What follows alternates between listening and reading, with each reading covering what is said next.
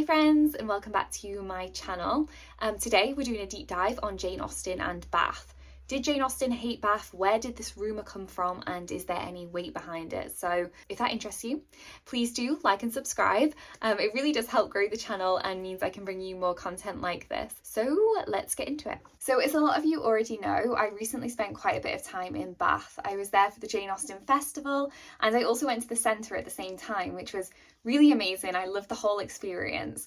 But the whole time that I was in Bath, I kept thinking, isn't it funny that this is like the central hub for the Jane Austen fandom every year, when, as far as I was aware, Jane Austen really disliked Bath. There's no shortage of articles online that support this idea, and I feel like a lot of comments in her letters when taken in isolation really do also mirror this idea that she didn't like the city or enjoy her time living there. So during this video I'm going to make reference to Lucy Worsley's book Jane Austen at Home, and if you've not read this I do recommend it, because this book's all about kind of Jane Austen's life and like the places that she lived, that kind of thing. So there's a whole chapter related to her time in Bath. So to start with, I think it would be good to discuss Bath in the context of Regency England. So during the Regency era, Bath was very much the height of fashion and society. If you didn't socialise in London, you went to Bath. And Bath actually had the added perk of being a spa town. So not only would you go to socialise, but you would also go for your health. So Bath is actually known for its natural hot springs. So this was popularised in the Roman era, having these natural springs that you would sit in, and they were said to be really good for your health. So during the Regency era, this became incredibly popular and was prescribed by a lot of doctors. You know, go to Bath, take the waters. And I've not yet visited the Roman baths in the city. I really want to. It's top of my list for next time that I visit. But during the Regency era, you would actually all just sit in the same ones. You know, they wouldn't segregate it based off gender or condition. I think they tend to segregate it based off class. So if you were poorer, you'd probably be in a different section.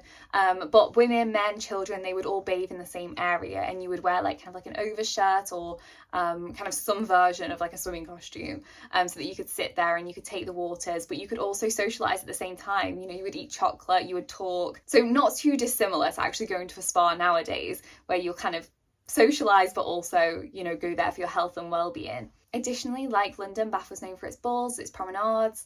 People would go and you would socialise in places like the Pump Room, where you would walk. In Northanger Abbey, we know that Catherine and Isabella, you know, they walk around the Pump Room for an hour, and you were seen by everybody else in Bath. And Bath itself was very much about this appearance, you know, how things were seen. I did an episode with Elle on the podcast where we discussed Bath in the context of Jane Austen's book, and she discussed how the architecture is very much appearance focused. So the front of the buildings looks incredible, but architects would take very little time on the back of the buildings because nobody would see that. So they often had a lot of issues. Austen actually visited Bath with her mum between 1798 and 1799. We know this because in a letter she wrote, "'Tis very kind of my aunt to ask us to Bath again." And during this time they would have stayed at 13 Queen Street. And as far as I'm aware, this is a pretty good address, pretty central, so they would have been able to see all the hustle and bustle of the city at the time. This isn't Austen's only connection to the city. Her parents were actually married there, so Mr. and Mrs. Austen were married in Bath, so in that sense it could be considered a pretty important city to the family. And so when Reverend Austen retired and decided he wanted to move the family to Bath, I don't think this was too much of a surprise. So one of the reasons that the Austens may have been encouraged to retire in Bath is because Mrs. Austen's health hadn't been great, and as I said, Bath was known to be this place that you would go for your health. So before this point, Jane Austen had spent her whole life in Steventon in a rectory because her father was a vicar of a parish. So up until this point she had spent her whole life in the countryside, so moving to Bath was a big adjustment for her. But there was that mixture between, you know, being excited about this new prospect, but also, you know, the fact that she was going to miss the countryside. So there's a letter that Jane writes when she is about to move to Bath, and she says, "I get more and more reconciled to the idea of our removal, that there is something interesting about the bustle of going away." She does make a joke to say, you know, I'm not going to be sacrificing much leaving the countryside or the people that live here, because there's basically nobody here. So I think there is a bit of excitement about going to Bath, about being around more people, and having the opportunity to socialise more. And obviously at this point Jane is unmarried, so going to Bath provides the opportunity to be part of the marriage market and to potentially find a husband. But Bath obviously offered something amazing to Austen, and that was the ability to be in society and to observe those around her. So this is something that Austen was incredibly good at, which is why we have such fascinating and timeless characters from her, because she would look at the people around her, see what they were doing, take elements of their personality and build incredible timeless characters. So when the Austens first got to Bath, they needed to find a property to live at, which proved slightly difficult, and it seems that Jane Austen got very tired of this quickly. The Austens have gone from living in a pretty reasonably sized house, which actually was being covered by one of their family members, and so when this family member died and it was passed on, they kind of had to move out, and that is why they ended up going to Bath. But obviously that came with the complication of they would now have to start paying rent, so they did have to look around a lot for a property, and in the end they settled on for Sydney Place. So this was actually near Sydney Gardens, which is where the Holborn Museum is now. So a really great area of Bath. Sydney Gardens was known for like extravagant events, you know, having fireworks and concerts, etc., which Jane Austen herself talks about. And they actually lived at this property for 3 years. So when Jane Austen moved to Bath, one of the things that happened was she actually couldn't take all of her books with her. Obviously, Regency England wasn't like today. You couldn't just hire a removals company and take all your belongings with you. So Jane Austen actually had to sell the majority of her books. Not the ones she'd written, but like, you know, her own collection, which was probably quite bitter and sad for Jane. I know I would be pretty traumatized if I moved somewhere and had to sell all my books. So I can understand her being pretty upset about that.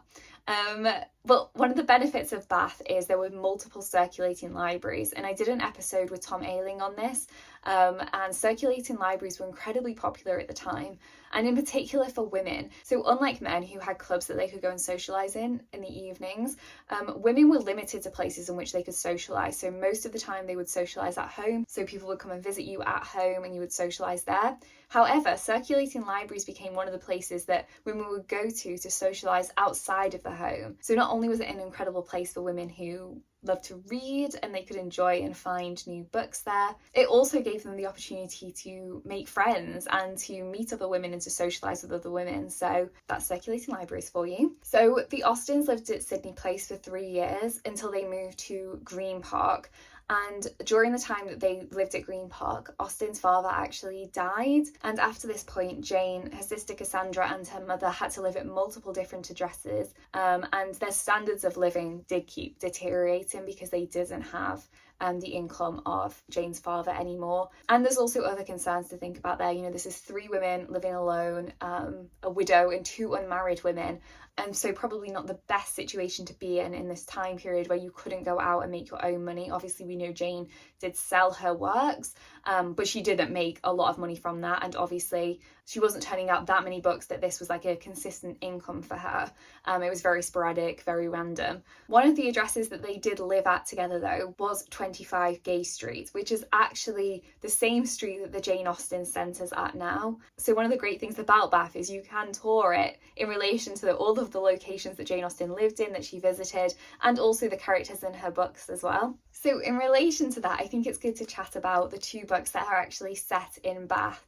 So Jane has 2 books set in Bath, and that is Northanger Abbey and Persuasion, and both of these books were published together and after her death. They were published by her brother Henry. Northanger in particular is an interesting one because it was initially started before Jane Austen moved to Bath, and then in 1803, which falls within the time period that she was staying in Bath, she actually sold it to a publisher who bought it from her but never published it.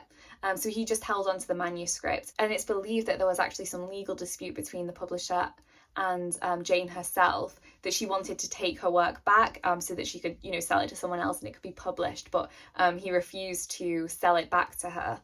And it wasn't until 1816 that he actually sold it back to her brother Henry, who then went on to publish it. But the time period of this, I think, is interesting because I think it's quite easy to assume that whatever Northanger Abbey started at, which was originally called Susan, changed quite significantly during this time period where Jane Austen was visiting and living in Bath. And I think the text would be so different today if she hadn't had this time period, because the text focuses heavily on Catherine's experience in Bath. About 80% of the book is centred around Bath before Catherine goes and visits Northanger Abbey. And the only other text that Jane Austen is thought to have written at the time of living in Bath was the Watsons, which actually was never finished. But it wasn't a time where she was actually writing a lot, we can assume, even though she obviously took quite a lot of inspiration. I think it's safe to assume that she was making a lot of edits to Northanger Abbey during this time period as well. And the interesting thing about Northanger Abbey is I feel like it showcases what Jane Austen may have felt when she first arrived in Bath. There's actually a quote that says, "They arrived in Bath. Catherine was all eager delight. Her eyes were here, there and everywhere." And there's this excitement that Catherine has throughout the whole of the book about Bath. She says a bit later on that, "I will always be talking of Bath when I am at home again. I do like it so very much." Persuasion, which is the other book that Jane Austen set in Bath, has a very different tone, and Anne Elliot as a heroine was not so fond of Bath, so she really loved the countryside. And when she finds out that she's going to have to move to Bath, she isn't very happy about it. The book states she disliked Bath and did not think it agreed with her, and Bath was to be her home. So Anne as a character is much more introverted. Like I said, she loved the countryside. So she was pretty disappointed to have to go to Bath, where you were kind of forced to socialise almost all the time. So Walter Elliot and her sister aren't the nicest of people. They're very snobbish. And what's interesting about how Persuasion is written is Austen really uses location to signify people's wealth. So Camden Place in particular, even though it looks really good on the outside, a lot of people knew that at the back it was really struggling, it was falling apart, and a lot of people who lived there couldn't afford a lot of help. So that address itself signifies that the Elliots were in, a bit of a dire situation financially. In comparison to another location mentioned, which is Lansdowne Crescent, which was known to be quite a fancy area of town. It was quite high up, so in terms of like a hierarchy, it kind of showed these people like looking down on everybody else. And in contrast to somebody who would then live in Westgate Buildings, like her friend Mrs. Smith, that was known to be a poorer area of town. And so Walter Elliot actually makes comment on this, who is Anne Elliot visiting in Westgate Buildings, and the fact that they would probably be shocked to see a carriage there, because it was known to be a poorer area of town. So Persuasion really uses location as a way to signify where people are at. And Jane Austen also mentions Gay Street, which is a location that she herself lived, because that's actually where the Crofts reside in Persuasion as well. So it's very clear from both of these texts how well Jane Austen knew Bath, and the fact that she was a resident there for a certain amount of time really shows, because she has such an understanding about these locations and the social stigma surrounding them. I think it's interesting that these two books are published together as well, because I feel like they maybe show more of a timeline of Jane Austen's own journey with Bath and her feelings towards the city. At the start, she was probably like Catherine, all eager delight, all excited. Who would ever tire of Bath is a quote that's in Northanger Abbey. And I feel like that's probably how Jane Austen started. And then as time progressed, she probably felt a little bit more like Anne Elliot about the city. She probably became a bit more tired of it, as she herself did live the countryside, and obviously with the passing of her father. So I think this is a good time to discuss the reasons that I think this rumour about Jane Austen hating Bath came about, and whether or not there is any weight behind it. So why do I think a rumour about Jane Austen hating Bath started? The first reason is I do think Jane was very fond of her childhood home in Steventon and living in the countryside. As someone who'd grown up in the countryside, I think moving to a city was probably exciting to start with, but then as time passed, I can imagine for someone like Jane, who spent a lot of time reading and writing, the constant need to socialise probably became quite exhausting. And you were always on display in Bath. As I said, it was all about appearances, it was about being seen. And I think for someone like Jane Austen, maybe being seen all the time was not quite what she wanted. Jane is known for being more the observer of people, not for being observed necessarily. And so I do think that's one reason why by the end of it she was quite excited to leave the city. The next reason is obviously Jane Austen lost her father while she was living in Bath, and as far as I'm aware she had a very close relationship with her father. He was a real big advocate for women having an education, and he's actually the reason that Jane and Cassandra went to a boarding school in Reading temporarily. And so I think it's quite easy to assume as well that he was probably a big cheerleader when it came to Jane Austen's creative outlet, her writing. I can imagine in general losing her father was really hard, but I think considering he had such an impact on her life, I think it probably hit her even harder than that. And we have to consider the fact that this is Regency England. And so losing the breadwinner in your household, losing a man in your household would have a massive impact on your family, particularly when you're living with just your mother and your sisters. So Jane Austen's brothers, they had already moved out of the house and they were living their own lives, a lot of them with their own families as well. And so the death of Jane's father not only was a great loss to her emotionally and personally, but it also meant a loss financially. It meant that their situation was quite dire at this point. And so for the next few years living in Bath, Jane Austen, her mother and her sister Cassandra would move to a lot of different locations. And as they kept moving, the conditions of those locations would deteriorate, which, like I was saying, Bath is all about status, it's all about appearance. I can imagine living in a city like that as your conditions continue to deteriorate over years would be really distressing, and it would be hard to uphold your position in society when it became quite visible that you were probably struggling financially. I think as well there was probably some bitterness around the fact that her family's financial situation was so tight, particularly for herself, her sister and her mother, considering her eldest brother actually inherited the Chawton estate and Godmersham Park. He actually was particularly wealthy, as he was now a member of the Knight family because he had been adopted. And so I feel like there was a little bitterness around the fact that Jane Austen had to move out of her house. They moved to Bath and then they were living in these dire situations after her father died.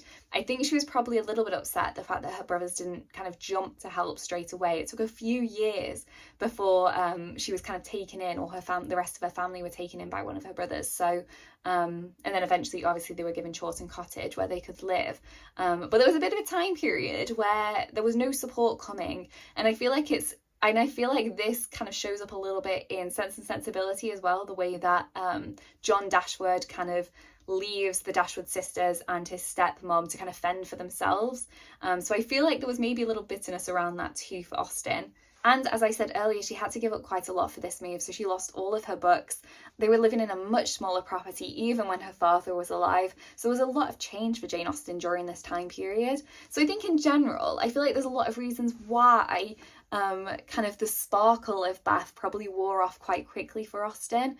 And when this time was kind of coming to an end, her and her sister feeling happy feelings of escape isn't too surprising to me. However, I feel like this line is often taken in isolation, and we don't have many letters from Jane Austen because her sister burnt a lot of them. And also, as I said, most of her letters were actually sent to her sister, but her sister lived with her in Bath, so there is no correspondence back and forth. And so I feel like this one letter that has this isolated line does look quite damning, and as if, you know, she hated the city and wanted to be out ASAP. However, I feel like it may have slightly been taken out of context. Yes, maybe she did become tired of the city, which I think is true. I also think is really ironic because Jane Austen actually wrote the quote that said, "Oh, who can ever be tired of Bath?" The irony being Jane Austen herself.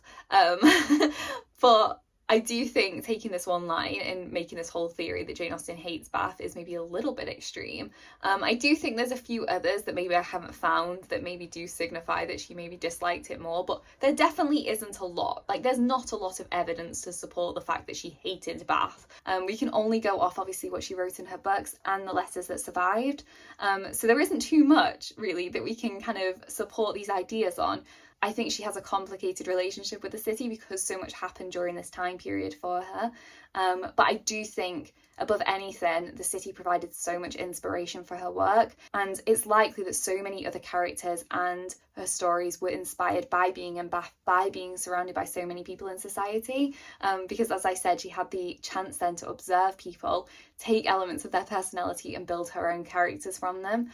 Something that I actually think suggests the opposite is the fact that she uses Bath as the backdrop in Northanger Abbey and Persuasion, because I feel like these two novels really encapsulate two messages that Jane Austen promotes throughout her whole life, throughout her whole works. Like, if Jane Austen was going to have a manifesto, it would be found in these two books, right? The fact that they're published together, I think, is perfect because I do think it highlights two things that Jane Austen was really passionate about. One is the idea of holding out for true love, right? Jane Austen's books are romantic books. Yes, they're societal novels, and there is so much more that goes into them than just the romance story. But at the end of the day, all of her books are about marrying for love, you know, making love matches, which in Regency England, although was becoming more common, was still quite abnormal, especially if you were marrying across different classes. And I think Persuasion really does emphasise this, you know, Anne Elliot and Wentworth. Their second time around, it comes nearly a decade later. So this is a really long stretch of time that they hold out hope for being together. You know, half agony, half hope. You know, I feel like that itself encapsulates how Jane Austen felt about it. You know, she did never marry. And although we have some idea of some romantic situation she had, I feel like there was probably a lot more that we don't know. And I feel like there is something really, maybe even sad about the fact that the last book that Jane Austen wrote was this kind of love letters to us all that said, you know, it is worth waiting for, you know, it's worth holding out for true love, you know, don't settle for something else. Make sure that you marry the person that you want to marry. And then the second message in Northanger Abbey, which I think is super important to Jane, is the beauty and the importance of the novel as a medium. So Northanger Abbey has this whole section, actually has a couple of sections, which defends the novel. So at the time, the novel was not taken very seriously, particularly amongst men. So they assumed that the novel was kind of written for women, and it actually made women have unrealistic expectations about the world, which, I mean, I don't know about anyone else, but I read fantasy, and yeah, it does. It gives me an unrealistic expectation of the world, but I love that. I love that for me. I don't really care. But at the time, it was kind of seen as a silly pastime for women, like reading these Gothic books. And I love that Jane Austen has a hero who also reads Gothic literature, and the fact that the book is this defense of the novel is also a satire of the genre, because Jane Austen, you know, really didn't take herself too seriously, or anyone else for that matter. But there really is this strong emphasis on how important Jane Austen felt the novel was. And of course, you know, that was her main literary outlet. It was novels that she wrote herself, and it was novels that she often read. You know, she celebrates a lot of authors in Northanger Abbey, and a lot of women authors as well. So I feel like that book is a big celebration of women authors, of Gothic literature, and of the novel in general. I don't think she's making fun of Gothic literature in the sense that she herself thinks it's silly. I think she's making commentary on this notion that Gothic literature makes women silly, gives them unrealistic expectations of the world. Yes, maybe it does, like I was saying about fantasy, but that's not the point. It's still a beautiful form of writing. It's still an incredible pastime. And frankly, the girlies should be allowed to do what they want. They want to read Gothic literature, we want to read fantasy, we do us, okay? And I love that it's more normalised now, and there's so many men in like the booktube, bookstagram, book talk community. But I feel like Jane Austen was really pioneering this. She was really promoting the novel, and she was really promoting true love, and I'm here for it. And the fact that she used Bath as the backdrop for this, I actually think is really important, and I think shouldn't be taken lightly, because Jane Austen did not do anything without reason. So given this, I actually do think it makes a lot of sense that Bath is considered kind of this hub for the Jane Austen fandom, and I understand why people flock there. I understand why the Jane Austen Centre is there, and the festival as well. And Bath also has the allure because it still looks very similar to how it would have done when Jane Austen lived there herself. A lot of the Georgian Roman-esque architecture has been preserved, including the Roman baths, but the assembly rooms, the pump rooms, Sydney Gardens, you know, all of this really mirrors how it would have been when Jane Austen herself lived there. So there is something really magical about experiencing a place where Jane Austen spent so many years, where two of her books are actually set, and a place that actually looks very similar to how it would have done during the time period. So in general, did Jane Austen hate Bath? I think my answer now is no. I think she had a very complicated relationship with the city. Obviously she went through quite a lot while she was there. There was a lot of loss and grief for her. I can imagine that it was probably quite overwhelming at times. I've never lived actually in a city myself. I've lived close to London for a few years, and I don't live too far from Manchester now, but as much as I love going into the city and exploring and spending time there and socialising, I also really appreciate coming back home and kind of living more in nature. And so I can kind of relate to how Jane Austen probably would have felt as well. It's probably quite overwhelming living in such a goldfish bowl like Bath is. It is a city, but it's quite a small city, and like I said, it was all about being seen, and so there really wasn't anywhere to hide if you lived there. You were there to be observed, you were there to be seen. It was all about appearances, and I can imagine that's probably quite a suffocating environment to live in. And as I said, she also had the loss of her father while she was there, and I can imagine that holds quite a heavy place in your heart. Even if you really love a place, I think if something tragic happens while you're there, it's very difficult to shake that. And Jane Austen never moved back to Bath again, so she didn't have the time to kind of recreate new memories there. That time period is what it was. And so I think that really does show up in her final book that she wrote when she was dying, Persuasion. The fact that it has more melancholy tones, the fact that she decided to set part of it in Bath, I think is important. However, Bath is also the place that Anne Elliot, finds love again. Anne actually has her, her bloom comes back while she's in Bath. So there's a lot of positivity in that novel as well, I think, because it's a little bit more sombre in tone in general. People think, that it's quite depressing around Bath, and the fact that Anne doesn't really like Bath very much. But a lot of positive things happen for our heroine in that city. And I think the beauty of Jane Austen's legacy is it's now a city that's absolutely adored by Jane Austen fans. We go there, we celebrate, we love spending time there, we have the festival. I kind of love that it's become this hub to celebrate Jane Austen. Whether or not, she went through hardship there herself, I can imagine there was still some really fun times for her that she really enjoyed, socialising, and not too dissimilar to Catherine's experience when she's there, dancing, finding love, meeting new friends. All of this is part of Jane Austen's journey as well, and I think her books always reflect things that happened in her own life. But yeah, that is everything on Jane Austen and Bath. I hope I've managed to clarify a couple of things in relation to her experience around Bath, and I suppose now you can see it's not so black and white in the sense that Jane Austen hates Bath or that Jane Austen was like this Bath fanatic. There's a grey area, there's a middle ground for it. But I hope you've enjoyed this video. Please do like and subscribe, it really does help me grow the channel. I've only just started uploading videos again, but all your support so far has meant so much. So yeah, that's everything from me today, and I will see you in another video.